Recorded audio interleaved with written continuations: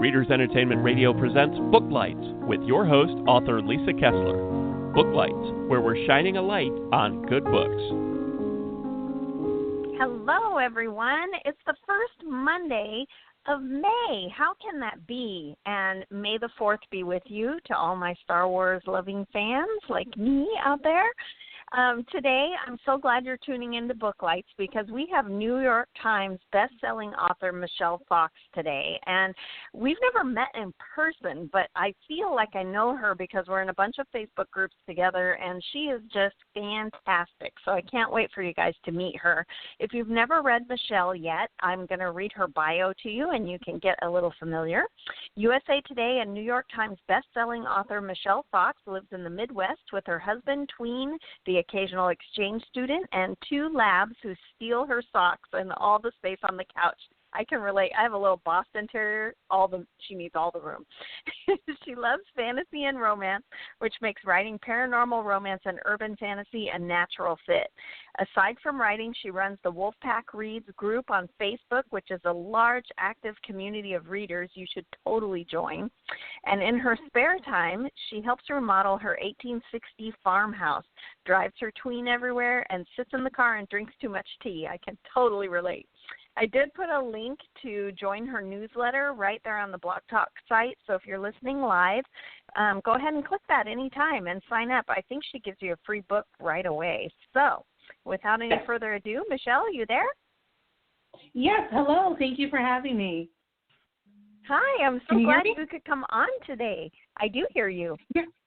Oh, good. My pleasure. My pleasure. It's something to do while I have to stay home. Right. Well, we're all stuck inside. Let's talk books. So you have a new book out, and I love the title. It's called Mother Ducking Magic, right? Yes. Yes. I thought it was being very clever, and it turns out that the algorithms can absolutely read Mother Ducking, and they know what I'm trying to say, and so they don't like it when I run ads. Oh, no. Oh, no, shoot. I thought you were being so clever. Me too. I thought I was being super smart. So I have a title that I can't use, and the first scene, which is like a short story that ends up being chapter 1, is about orgasms, illegal sex magic, and I thought I was really smart doing Monster O and the big O. Can't use those either. They know. They can read it now. Oh, my gosh. Wow, they're too smart. Yeah. Yeah. Pretty soon we're all going to be writing Amish romance. Right. So what can you tell everybody about the books and the series? Why should they go grab it right away? Well, it's funny, and Sylvie, I like Sylvie because she's like this underdog who just is super resourceful and always finds a way to kick ass and do what she needs to get done. But the odds are just enormous against her. So I like that. And she's funny, and she doesn't take herself too seriously, and she has her little wry sense of humor. And I like the world building I did. The world building is really fun. I sort of started with this premise of who was the first witch to ever witch? Like, who was that? Who was that woman or man? In my universe, it's a woman. But who was that person and why? Why? So I sort of created this idea of why the first witch existed, why this magic came to be, and how that created the vampires and the shifters. And then, the first witch dies, and we come into Sylvie's world, and she doesn't really have very good magic. In fact, she ends up tasing herself with her own magic like all the time, because she's not really powerful enough to harness it correctly, so it blows back on her. So yeah, so it's sometimes it's kind of hard to be Sylvie, and she's this huge disappointment to her family, and the only job she can get is bounty hunting. So she's the one where when, you use illegal magic, or you shift in the wrong place, or you suck the blood of the wrong person, you get arrested, she's the one that comes and bails you out and makes sure you go to your court date. That's kind of like the only job her society, which society thinks she's fit for. And so she's huge disappointment and trying to figure out what she's doing with her life. And then she gets thrown into this whole mystery around this ancient relic that belonged to the first witch. And it turns out that she has a real personal connection to it that explains a lot of why she's a huge failure. Oh. And so in your world, the others are out then? Are there still humans in the other world, or is everybody magic? Yes. Yeah, there's segregation. You know, the humans are like, you go live over here, and there's a lot of rules and, you know, diplomatic protocol on how the two sides interact. So, you know, you cannot actually charm someone to fall in love with you and then steal their retirement fund. Like, that's a no-no. So there's consequences for that, and there's a legal system for it. And so she plugs into that. Okay. I love that. How long did it take you to come up with all of this world that she's in?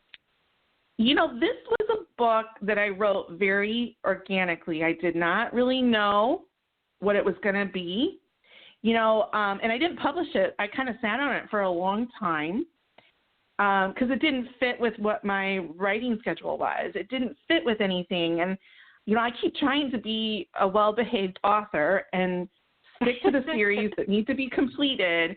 And that is not how I work, though. That's the really frustrating part for me, and I know that sometimes readers are kind of annoyed by it, too. So I have a very zigzaggy kind of writing muse and inspiration. So I just spontaneously wrote this book very quickly, and her voice was so fresh. Like, when I sent the book out to my beta readers, they said, this is so fresh. It's so bubbly and bright and new and interesting.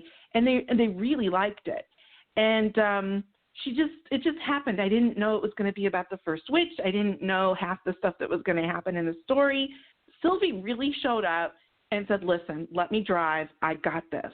And I was like, okay. That does not happen very often. Yeah, I'm a pantser myself, so I often don't realize how something's going to evolve until I start writing it. And I just love when you get a strong character who's like, just follow me, take notes. Yes. Yes, exactly. I don't always get characters like that. So, you know, I sometimes have to work really hard for what I'm doing. But Sylvie she's a very distinct person in my head. I don't know why, but she just showed up. And I just love her because, you know, she's not perfect. She's kind of a slob, but she doesn't care. She doesn't care. She likes who she is. She doesn't care. I mean, she wishes she had better magic, but she doesn't feel bad about it. You know, she's always looking to do the best for herself that she can with what she has, and she achieves quite a bit. She's quite remarkable just because of that attitude. Yeah, I love that. And is this the first, so she's the narrator, it's urban fantasy, right? Yes, it's urban fantasy with sort of, there's a little bit of a comedic rom-com feel to it. Okay. And do you see it having a lot of books? Do you know how many? I guess you probably don't since she hasn't told you, but do you know how many books there will be in the series? So initially I tried to contain her, and I'm like, okay, I'm going to write one book with you, and then we're done. We are breaking up. I'm over it. I'm like, I have other books that I owe my readers, you know? And she was like, yeah, listen, look at your word count, biatch. And I'm like, oh, yeah, you're right. I've already written a book. So I'm like, all right, fine. I will give you one more book. So I'm in the middle of finishing up the final draft of this next book. And I'm going to finish her story arc of what happened to her power and how that resolves or doesn't in this book. But it will sort of leave other messes. So I don't know if I'll come back and write some episodic stories about how she cleans it up, because it'll fit really well with the bounty hunter idea. So we'll see. But yeah, after I love second the bounty book, hunter. After the second book, she'll sort of be at a happy for now, but there's other problems brewing. And I'm planning to let her rest on her laurels because I have other stuff I need to write. that is a hard part as an author is we can only write so fast, but readers read super fast. And so I always have these ideas that I want to write eventually, and I look at my schedule and I'm like, oh, it's going to be years, and people are emailing going, when do we get this book? And I'm like, dang. Yes. I'm trying to be really focused. And, I have a third book in my other urban fantasy that I really want to finish and give to readers because people are waiting for it. And then I have a romance series that people really liked, and I just I wrote part of the third book, and I sort of felt lost. And I just recently went back and reread it. I'm like, oh, this is fine. I can make this go. So I'm hoping to get stuff like that done. And then I have a mermaid pirate urban fantasy type thing that I'd like to publish because that's one of my little favorite pet projects that I'm almost like I haven't published it because I'm almost like afraid to publish it because I don't know if I don't know if I could take it if people didn't like that one. Do you know what I mean? Right. Yes, I totally know what you mean. Sometimes there's certain characters that you get so close to while you're writing it, you're like, I don't know if I can put this out because if somebody hates this guy, I'm going to have to fight. Yeah. So I actually may write that novel and just set it free. I may not even charge money for it. Partly because I know that I'm not going to have a ton of time to write another book, and people are going to want another book. So I'm hoping if I give it to them for free, they won't be super angry with me, and I'll just be like, look, go read these other things and give me some time, and I'll be back. I'll be back. Just hang tight. Yeah. Yeah, I understand.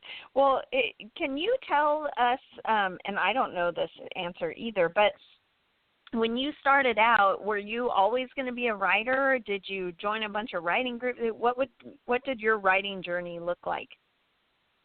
Well, I mean, I started writing a lot as a child. In fact, one of the very first, oddly, this is an odd one, the first writing project I ever completed was a ballet, complete with choreography. Wow. At age 10. Wow. I don't even remember what the plot was. I don't even know what the hell I was doing. And I actually was a terrible dancer. So I don't know what that was. But that was like the very first thing I ever wrote. And I continually wrote throughout my childhood. I won some awards as like a kid. I was published in Greenpeace at one point. But my family was super discouraging. And so I didn't pursue it. I believed the people that told me there was no money, you shouldn't do it, it's a waste of time. I believed those people, much to my regret. Right. So I went into college. I didn't really know what I wanted to do, but I loved, different cultures. I traveled quite a bit as a kid. I'd been to Europe, I'd been to Latin America, and I loved other people and other cultures and other traditions. So I ended up going into like international studies and also majoring in Spanish. So my dream was to work at the UN, which didn't happen. But that I didn't really know what I was doing. So I did that as my degree. I ended up working in international business, doing import-export hazardous materials. And then I just started writing because I read Laurel King Hamilton's Anita Blake books, which I really, really, really enjoyed. And she was not writing fast enough for me, and I couldn't find enough books like that to read because it was the beginning of urban fantasy. And so I just started writing. And that book that I started writing, I worked on years and years and years ago. I ended up publishing it, and it did very well. It was Rare State, which was my vampire urban fantasy. And that ended up selling really, really well. It's a psychic FBI agent who's also like part vampire but doesn't quite know that yet. Yes, I did actually publish the very first novel I ever wrote. It just took a long time, and I did a lot of editing. And, it's probably still not 100% where I'm at now craft-wise, but it's a solid story, and the pacing is good, and people did like it. So I'm happy I published it. So that's kind of how I came to it. I did conferences. I joined writing groups. It took a long time for me to find people who could actually teach me anything. There's a lot of low-value writing instruction out there. What? I mean, not to be, you know, negative or mean or anything, but there's just a lot of really low quality stuff. In fact, I actually got suckered into buying an ebook yesterday on craft that promised to give me, you know, craft tips from seasoned writers. And I thought, oh, you know, I would love to hear higher level stuff. You know, I'm not beginner anymore.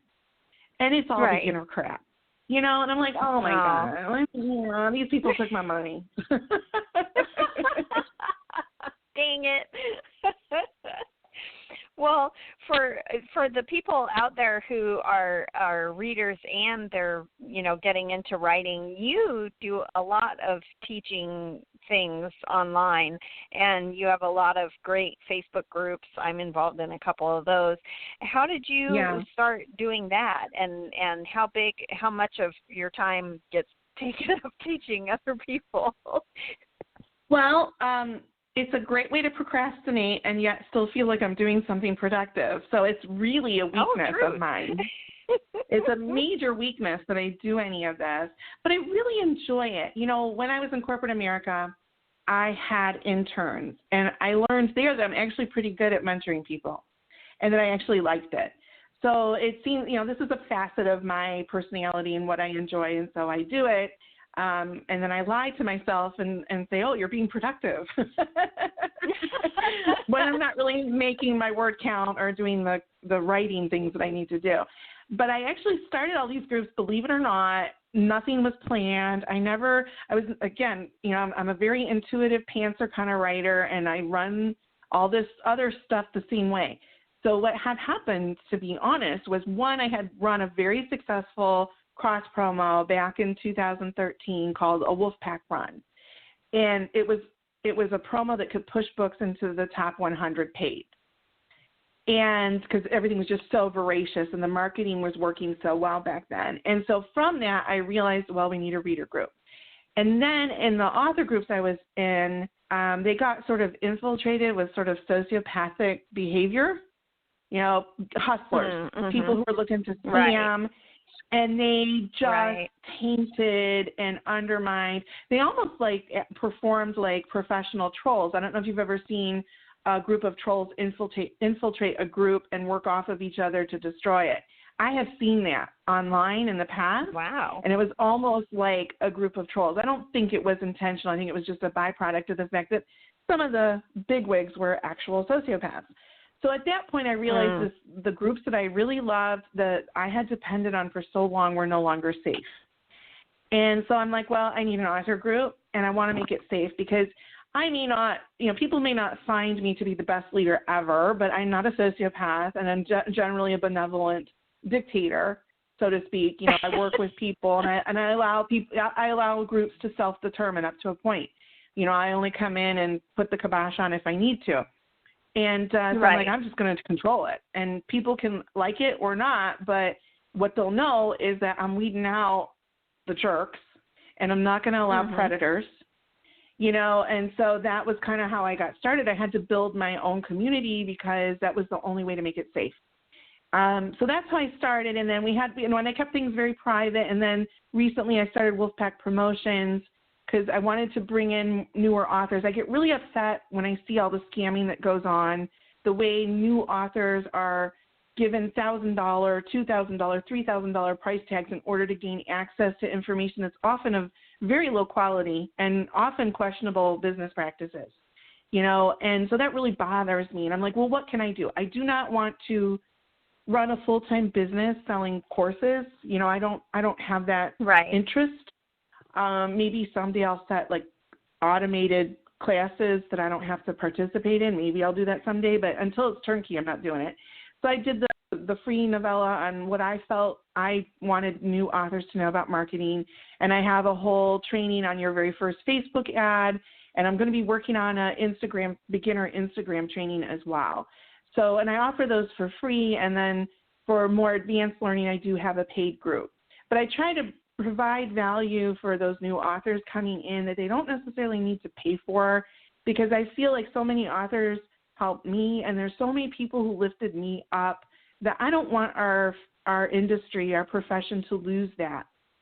You know, we're in danger of losing we're really in danger of it becoming pay to play, and the only way anyone will tell you anything that's good advice is if you pay for it. And that's not how writing has worked. It really isn't. Yeah. So I'm trying to preserve that. Yeah, I love that authors offer other authors a hand up. It certainly happened for me, and sounds like it happened for you. And I totally agree. When somebody's brand new, you know, you've read a ton of books, and you should be able to reach out to an author that you respect and you know, tell them how much you love their books, and please, can you point me in the right direction, because that's how it's always worked, and so it would be sad if that went away. Right. And I think that we need to, as authors, we need to fight a little bit for open information, right? Right. And to kind of push back against the guruification of our industry. Ooh, that's a good word. I hear I write books. Guruification? Yeah, I know, right? Somebody said I was a writer somewhere with words. I don't know. What? Words? What? So who inspired you? When you get stuck, do you pick up a book? Which authors inspired you to, well, you already said Laurel K. Hamilton, but is there anybody else that you love to read and get inspired?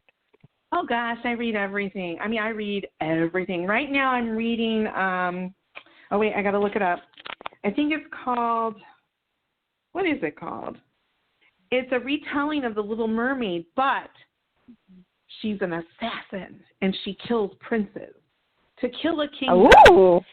It's young adult fantasy, but I'm like, the premise was so good. And listen, here's the first line, because I did the look inside, because I'm like, am I going to enjoy this? And the very first line is, I have a heart for every year I've been alive. And I was like, all right, that's it. I'm reading it. I'm in. So, yeah, it's a very creative take on The Little Mermaid. So I'm into that. I'm reading Carrie, and I'm probably going to mispronounce her last name, but Carrie Pulkin. She has some great rom-com or paranormal romance. License to Bite. I have that. And I also am getting, just like every other pandemicer, I'm getting into gardening. So Animal Vegetable Miracle by Barbara Kingsolver. My daughter just read Bunnicula, and I went through and kind of skimmed the first couple of chapters. And Bunnicula is absolutely brilliant. It's very well written. I love that book. Yes, and my daughter's like, and she's actually, you know, way past the age when she should have read it, but she's like, I love this book. It's amazing. So we started with the ebook, and she loved it so much, I bought her the hardbound collection to keep. So that's kind of, I mean, I kind of go to, I love reading, Laurel K. Hamilton is one of my few rereads, occasionally Diana Gabaldon, although I don't know that I'll ever be as intricate as she is with her plotting. I don't know, that might not be in my skill level, but I do read those a lot. And I just look for new stuff, interesting stuff, and I'll reread that. Yeah, I just finished. It's an older book, but it's a YA called Perfected, and it's still sort of haunting me about genetically created people that are made to be pets. It was just like, whoa. So it was very haunting. And then yeah, I highly recommend it. Very odd, just it was so bizarre, but these people are raised to be pets. And the government passed it through because they were supposed to help disabled people, you know, instead of dogs. But then, of course, rich people started buying pets just so they could say they had one. So it's very bizarre, but it was really good, very haunting. And then right now I'm listening to an audiobook of Val Kilmer, I'm Your Huckleberry, and it's so good so far. I'm just like, wow. I'm so surprised, but I was very curious, and it's really good. I'm very surprised. It's really good and very inspiring. Really interesting. So anyway, I'm Your Huckleberry. I recommend it. It just came out but I saw him pushing it on Facebook, and I just thought, well, I don't usually do biographies, but it's really good. It's really interesting, or a memoir, I guess. But I like a good memoir that gives me like a behind the scenes. I love behind the scenes stuff. Like, okay, let me tell you something I learned today. Do you know, and I know we're running shorter on time, but do you know if you go in an elevator, when you push the door shut button, and then just when you push your floor that you're going to, hold it, and it'll go straight to your floor and bypass every other floor, and apparently police and fire use this all the time. What? I didn't know that. Yeah. I didn't know. I saw it today, that? so I don't know. I want to test it out, but of course I don't go anywhere. But right now. Right. But yeah, I was like, I love that kind of stuff. Like when people tell me, I'm a fire person or a police person, and this is what my job. I love that kind of stuff when I learn about people's lives behind the scenes. Yes, and I love when they fit that into like fiction because I'm also binge watching things because we're all stuck at home, and Netflix got Kate and Leopold on there right now, so everyone go watch it because young Hugh Jackman. I'm like, but anyway, yeah, that was my daughter. Yeah, it was so fantastic. It was better than I remembered it being, but it's time travel, and anyway. I looked it up. I'm like, oh my gosh! But he was the prince who actually invented the idea for the elevator, and why all the elevators have that name in them. Anyway, it was so interesting, and I'm looking it up on Wikipedia. I'm like, but it's really cool when, especially time travel authors, when they pull in like real things and right. put them in there, and you're like, wow, it's so real. Yes. I really am going to watch it with my daughter. I love her, so and good. The thing is, she is so meticulously planning every single plot point and how it relates to other plot points. Like her brain is a whole different level of complexity. I just look at how she does that, and I'm like, nope, I don't think that's the way my brain is ever going to work. But I so admire what she's done. She plants breadcrumbs or Easter eggs in all the books that you won't necessarily catch until you reread it, which is absolutely true, because I've reread the early books and I'm like, and I'm like, and it's absolutely true. There's Easter eggs all the way through that series that she has done on purpose, which means she had to know what she was doing. Right. A long time. She had it planned out. Right? Yeah. Right. And so when you go and you reread, you're like, I didn't know that. I didn't catch that the first time around, So absolutely. And I've never read those, but I've been binge watching Outlander because now we're stuck inside and everybody's like, you got to watch it. So I've been watching it, and even watching the show, you can see, I don't know, I think I'm on season 4 now, season 3 or 4. Yeah. But yeah, there's things where she finds, a skull, and then she's like, oh my gosh, and it takes you a second, then you're like, oh my God, that was the girl from the first season. What? Right. Right. I highly recommend reading the very first book because it's beautifully crafted. I mean, brilliantly written, very well executed. Like it's amazing. Yeah, the show has been fantastic, and I'm sure the books are better. Oh, yeah. So we are rapidly running out of time. I can't believe it. We could have done this another half hour. I know. But before we run out of time, do you have any giveaways, promos, anything you want people to go check out? Well, a lot of my giveaways just ended, although I think I'm going to do a little seed thing with all the garden seeds I have, because I know people are looking for seeds, and I said, I've got herb stuff. Maybe I could send out some herb seeds to people, and people are interested in that, so I'm going to try and get that set up. The main thing is, if Mother Ducking Magic sounds interesting to you, there is a free short story, Mother Ducking Monster O's, so you can go check that out. It's available on pretty much all major retailers, and you can see if you like what Sylvie does to me. Everyone, please go check it out because it's so fantastic, and I'm sure if readers start hollering, Sylvie will have more books for you. Absolutely. Well, thanks so much for being here, Michelle. It was great to have you on, and we'll talk to you soon. All right, thank you. It was a pleasure. Thanks for joining us on Bye. Booklights. Be sure to connect with us at www.readersentertainment.com for articles, blogs, videos, and podcasts that matter to readers.